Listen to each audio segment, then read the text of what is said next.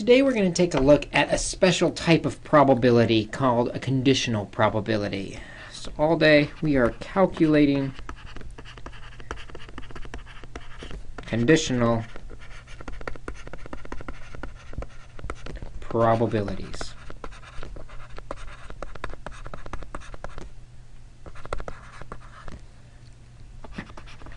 And so first let's define exactly what is a conditional probability.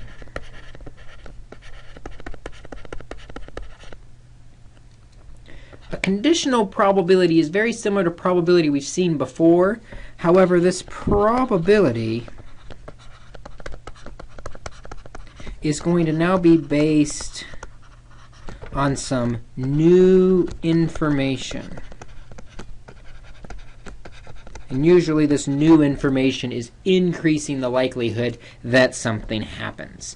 Now notationally what we'll see the probability of A with a vertical bar and then B. What this means is the probability of A occurring given B has already occurred. You'll see this read often, probability of A given B. And the fact that B has already occurred is going to change the way we calculate the probability. If B has already occurred, what we're looking for is the probability that both A and B actually occur together over the probability that B would occur at all. Because we only have to consider the cases where B occurs. We don't care about B not occurring anymore because we are given that B has already occurred. So this is going to be the new way we can calculate a conditional probability when we know this extra information, that B has already occurred. So for example, if I roll a die,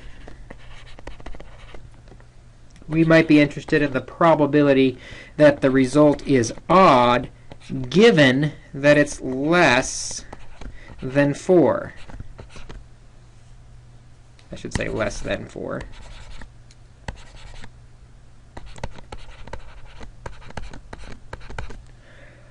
So what we need to do is we need to consider the probability of both occurring divided by the probability of just less than 4. Well, the probability that both odd and less than 4. How many are both odd and less than 4? The number 1 and the number 3. 2 out of 6 of the possibilities are actually less than 4 and odd. Then we divide that by the probability of just the second half, the probability that it is less than 4. Well, there are 3 numbers that are less than 4, 1, 2, and 3. Out of the 6 total. And what you'll notice happens a lot in these conditional probabilities is the denominators of the little fractions divide out. And so what we really end up with is the number of ways you can be both odd and less than 4 divided by the number of ways you can be less than 4. And so sometimes we'll see that shortcut. The denominators will fall out and we'll just focus on the numerators. When we divide these, we end up with 2/3, which is 0.6667. So if we roll a die, the probability that the die result is odd, given that I already know that it's less than 4, is 0.6667. Notice the probability of just odd is 0.5, but because I know it's less than 4, that probability has increased, that extra information. Let's look at a table here. I'm going to make a table of information that's going to look at males and females that were surveyed to see if they were Republican or Democrat. And we're also going to have a column for the totals. So there's going to be 82 male Republicans, 74 male Democrats. That's a total of 156 males. There's going to be 75 female Republicans, 79 female Democrats. That's 154 females. Total number of Republicans is 157. Total number of Democrats is 153. And if I add everything together, we get 310 people total. Okay? Let's find some probabilities. I'm going to put them over to the side here. Let's first look at the probability that I find a Republican. Well, to find probabilities, we take the total number of desirables divided by the total number of possibles.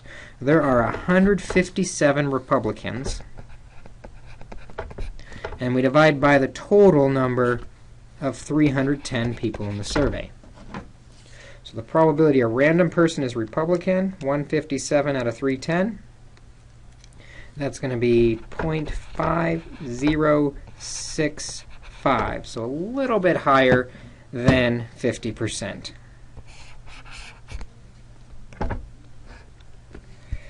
But now we're going to get some extra information. We're going to find the probability that a person is Republican given that they are male. How does that change our probability? Now what we're going to look at is the probability of both Republican and male divided by the probability that they are just male. So the Republican and male group, there's 82 of those. Divided by just the male total, which is 156.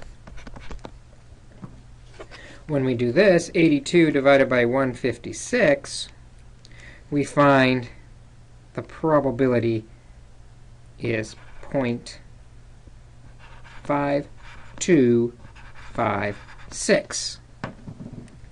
Notice the probability has increased because I knew the person that was selected was male. Let's try this one, though. What if we switch it around? What if we want the probability that someone's male given they are a Republican? Well, the numerator is still the same. It's the probability of... I'm going to do this in a different color, actually. Let's go to orange.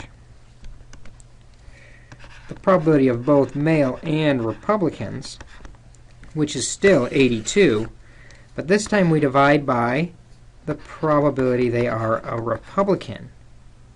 We're dividing this time by the 157. So we've got 82 divided by 157. Shouldn't be much different. 82 divided by 157, and this time it's 0.5222. So I do this to stress the fact that it does make a difference the order of the given information. Make sure our denominator is the given information. The numerator is the intersection of both halves. Let's play with a few more examples. Let's say if A and B are mutually exclusive,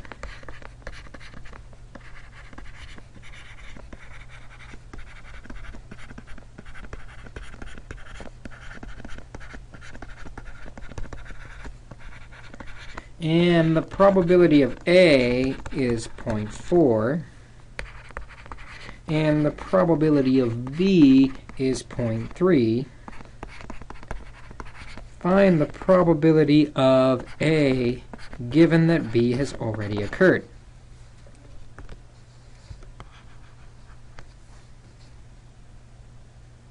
Well, our formula for the probability of A given B is equal to the probability of both A and B occurring divided by the probability of the given information, the B. Now the denominator, the B, is 0.3, but the numerator is interesting to us because this is looking at the probability that A and B both occur, but they are mutually exclusive. If they are mutually exclusive, there is no way both can occur together. So that means the probability is 0 that A would occur because B has already occurred. We said they cannot both occur together. Bit of a trick question there. Maybe we should find a better one. Let's say the probability of A given B is equal to 0.7. And the probability of A and B is equal to 0.2. We're going to find the probability of B.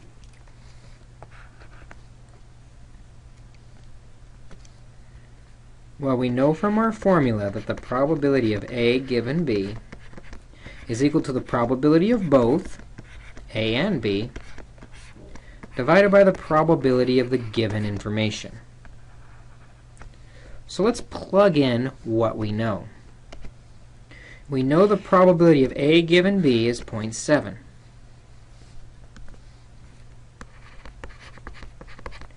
We know the probability of A intersect B is 0.2.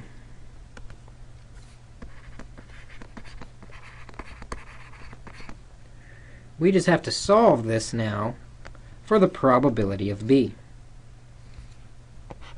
Doing a little algebra, we can clear the fraction by multiplying both sides by the probability of B. And so we have 0.7 times the probability of B equals 0.2. Divide both sides by 0.7. And the probability of B is 2/7. 2 divided by 7, which is 0.2857.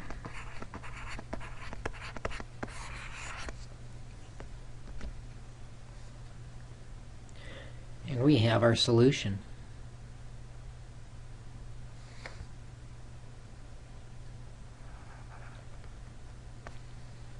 How about this problem?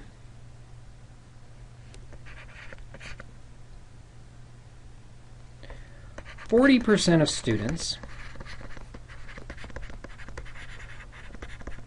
use a tablet.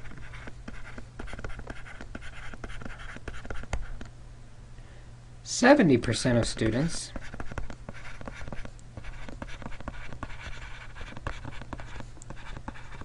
use a computer.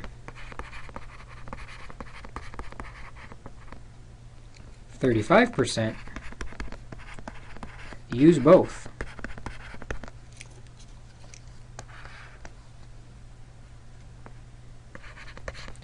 Let's find the probability they use a tablet given we know they use a computer.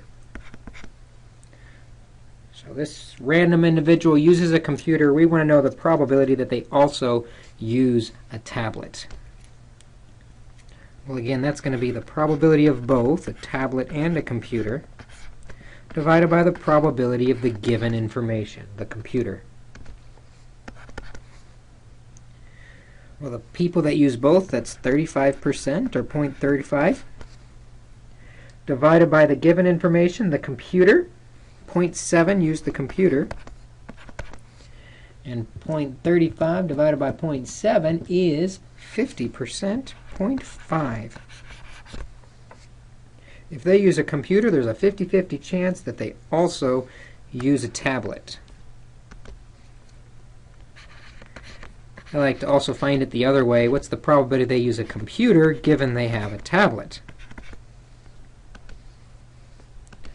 Well, again, that's the probability of both computer and tablet divided by the probability of the given information, the tablet. So both computer and tablet, that's 0.35, divided by the probability that they use a tablet. In this case, 0.4. 0.35 divided by 0.4, we end up with 0.875. 87% of tablet users also use a computer. 50% of computer users also use a tablet. Conditional probabilities. Conditional probabilities naturally lead into a discussion of what we like to call independent events.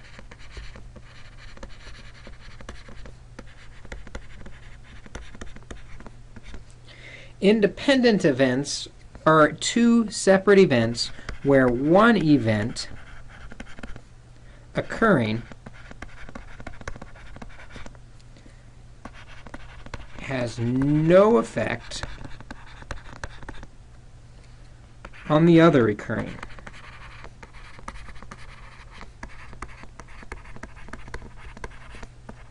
Notice this is different than mutually exclusive. Mutually exclusive says both cannot happen at the same time. Independent events are saying that one event does not affect the likelihood of the other event. If I wear a t-shirt, it has no effect on whether my cousin wears jeans. Completely unrelated, we live in different states, we have no idea what the other one is choosing as they walk out the door. Those are independent events, not related to each other. Basically, another way of saying this in probability speak is the probability of A given B is going to be exactly the same as the probability of A, because B occurring has no effect on A's occurrence. So the fact that B occurred did not change A at all. Here's where it gets interesting. Is the formula for A given B is the probability of both occurring, A and B, divided by the probability of the given information B. This must be equal to the probability of A if they are in fact independent. Well, a little algebra says if we multiply both sides by the probability of B, we get this nice formula that the probability of A intersect B is equal to the probability of A times the probability of B. In other words, if we multiply both of them together, we get the probability of them both occurring, if they are independent. If they are dependent, we would get a different probability because the one occurring affects the probability of the other occurring. So for example, if I was interested in the probability that if I draw a card out of a deck of cards that I get a jack, and the probability that I draw a card and I get a club. And I want to know, are they independent?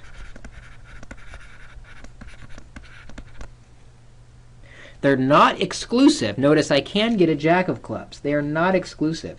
But does the fact that I get a jack change the probability that I get a club? Does the fact that I get a club change the probability that I get a jack? Well, there's two ways to test for this. One, we can actually test the probability versus its conditional probability. Let's say the probability of a jack, there are 13 jacks. Nope, that's not right. There are 4 jacks out of 52 cards. 4 out of 52 is 0.0769. Then I can look at the probability that I get a jack given that I have a club. Well, we can look at the probability of both, of a club jack, a jack of clubs, there's 1 jack of clubs, divided by the probability of the given information, there are 13 clubs, and 1 divided by 13 is, again, 0.0769. These are the same value. One of them occurring did not affect the other one occurring. We say, yes, these are independent. That's probably more often the harder way to calculate whether or not 2 events are independent, though, because sometimes it's difficult to calculate that conditional probability. Often it will be easier and quicker to calculate each probability and then multiply them together. Here's what I mean by that. Instead, we're going to find the probability of a jack and the probability of a club, and we'll multiply them together to see if that equals the probability of a jack and a club. I'm not going to use a C. I'm going to use the symbol for clubs so it's clear what we're talking about. So the probability of a jack, there are 4 jacks out of 13 cards. I'm sorry. No, they're not. There are 4 jacks out of 52 cards. And 4 out of 52, we already found out, was 0.0769. The probability of a club. There are 13 clubs out of 52 cards. That's 0.25. Now, if we multiply these together, what do we get? 0.0769 times 0.25 is 0.0192. That should be the same as both of them occurring. The probability of a jack and a club, there's one jack of clubs out of the 52 cards, and when I divide 1 divided by 52, we get 0.0192. Notice both values are exactly the same. Multiplying them together was the same as finding their intersection. That's how we can say, yes, these two values are independent. The second method is probably the most common way we will check if things are independent. So, if the probability I travel out of the country this year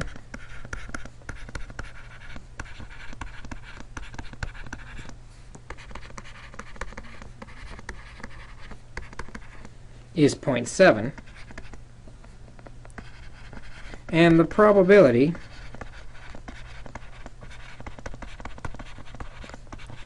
I travel out of state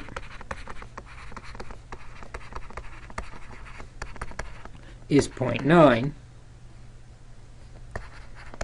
and they are independent. Now, when I say out of state, I mean within the continental United States, just to keep it simple. And they are independent of each other. What is the probability I do both?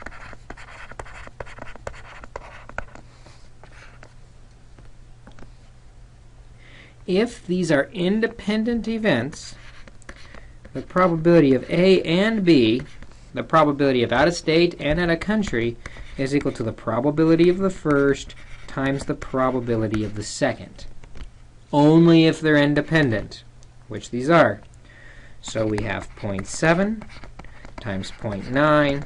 There is a 0.63 chance that I will do both travel out of state and out of country. We can do some algebraic manipulation of these formulas based on all the different formulas we have. Might want to review the probability of A given B is equal to the probability of A and B divided by the probability of B. And then if independent, terrible abbreviation for independent. I'll just write independent. Then the probability of A and B is equal to the probability of A times the probability of B.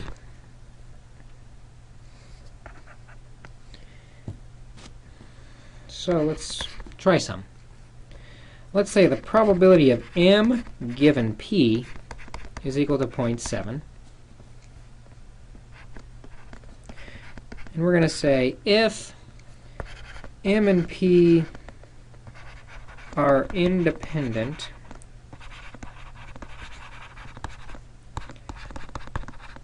find the probability of M.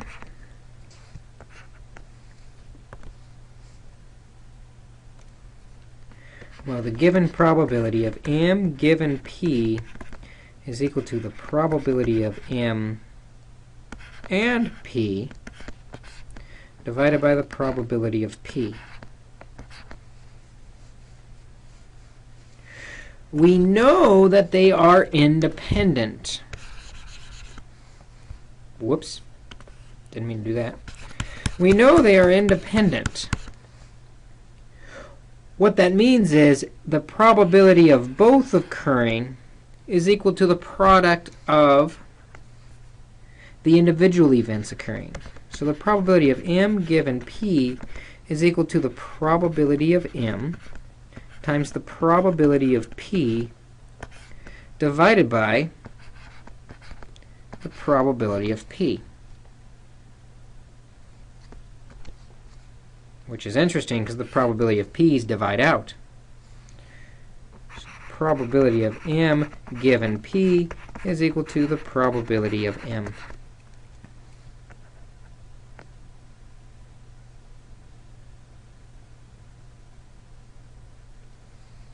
So m given p, we are given that in the problem, is 0.7. So 0.7 is equal to the probability of m. We got that kind of mathematically, but we should have been able to see that coming. If they are independent, p has no effect on m occurring. That's just the definition of independence. So the probability of m given p must be the same as the probability of m. How about this one? The probability of a equals 0.4. The probability of b given a equals 0.3. We're going to find the probability of a intersect b.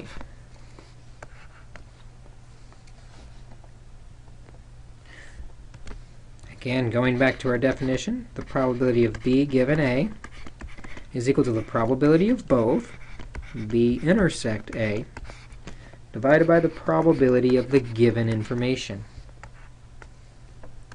And we have a lot of this in the problem. B given a is 0.3. We don't know b and a, which is the same as a and b. The order doesn't matter. We just want both of them to occur.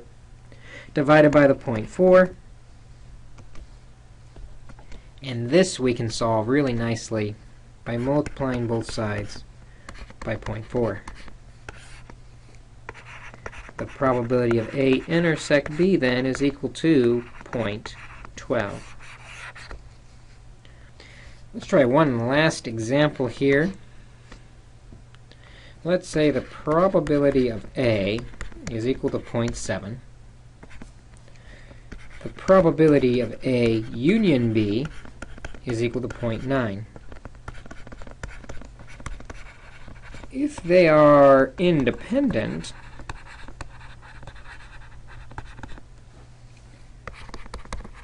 find the probability of b. Notice we've got a new guy here, a union b. Well, we talked about a union b last time when we talked about our introduction to probabilities.